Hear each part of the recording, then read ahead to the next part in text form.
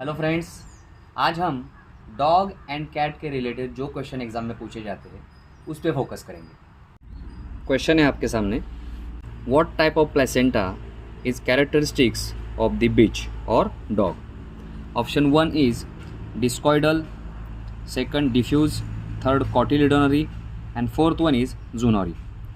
तो ये 4 ऑप्शन जो है इसमें हमें पता होना चाहिए कि कौन से टाइप की प्लेसेंटा कौन से स्पीसीज में पाई जाती है। जैसे फर्स्ट है discoidal. Discoidal type of placenta is found in rodent and rabbit. Then diffuse type of placenta is found in horse and pig, and cotyledonary placenta is found in ruminants, that is cattle and buffalo. And the fourth one that is zoonory. This type of placenta is found in dog and cat. So the answer is D, that is in bitch or dog the placenta is endotheliocorial and zoonory in type. Both are same. Question number 2 is the average estrus cycle in dog and cat respectively. Option 1 dog 6 to 7 weeks, cat 14 to 21 weeks.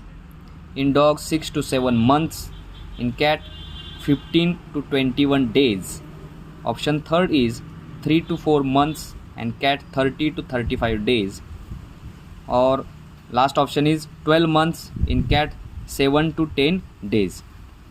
तो dog में oestrus cycle होती है आधे साल की, मतलब 6 से 7 महीने की ईस्टर साइकिल होती है डॉग्स में, और कैट में होती है 15 to 21 डेज की। तो ऑप्शन बी इज़ करेक्ट।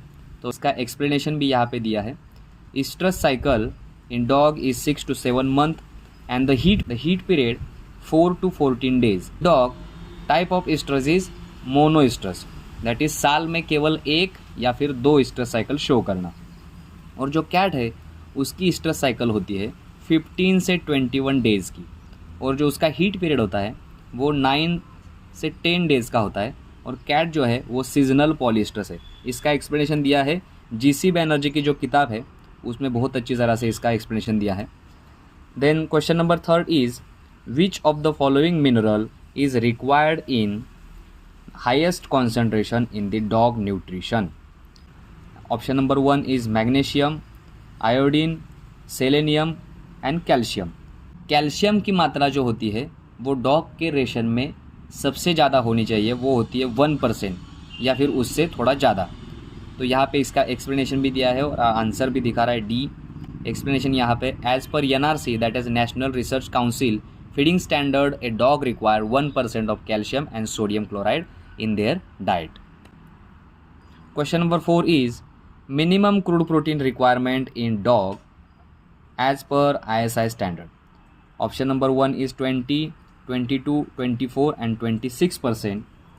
तो यहाँ पे डॉग के न्यूट्रिशन में कम से कम 24% प्रोटीन होना चाहिए, क्योंकि जो कार्निवोरस एनिमल होते हैं उनके डाइट में प्रोटीन रिच उनका डाइट होना चाहिए। The ISI standard specify at least 24% crude protein in dog food. Next question is feeding rice in early puppyhood should be avoided because option A it causes diarrhea, option B it causes pot bellied appearance, option C it lack protein, option D it causes thriftiness in puppies.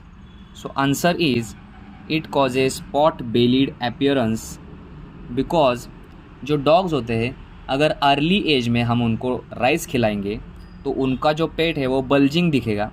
तो कम से कम 3 month के आगे उसको हम rice खिला सकते हैं। यहाँ पे एक्सप्लेनेशन भी दिया है, feeding rice too early causes pot bellied appearance, hence rice feeding should start only after 3 months of as.